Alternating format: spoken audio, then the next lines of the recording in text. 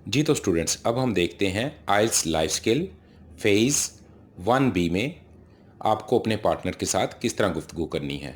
कौन से मुतवक्का टॉपिक्स हैं जिसमें से आपको क्वेश्चंस पूछे जाएंगे, उन क्वेश्चंस के जवाबात किस तरह देने हैं, उनको उर्दू और इंग्लिश में किस तरह से समझना है। ये सारी मालूमात इस चैप्टर में शामिल हैं।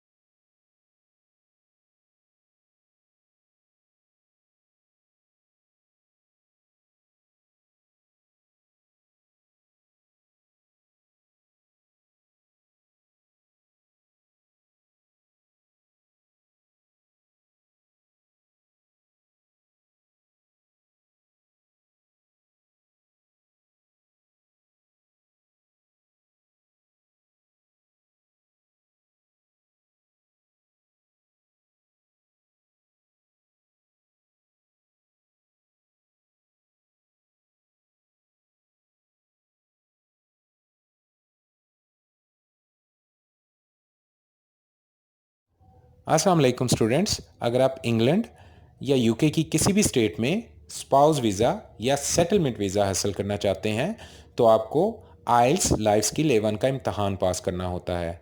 इस इम्तहान में 100% कामयाबी के लिए की इंग्लिश वर्कबुक एक बहुत अच्छा इंतखाब है। ये वाहिद किताब इस वक्त अवेलेबल है जिसके अंदर इम्तहान में पूछे गए सारे सवालात उर्दू टू इंग्लिश और इंग्लिश टू उर्दू मौजूद हैं।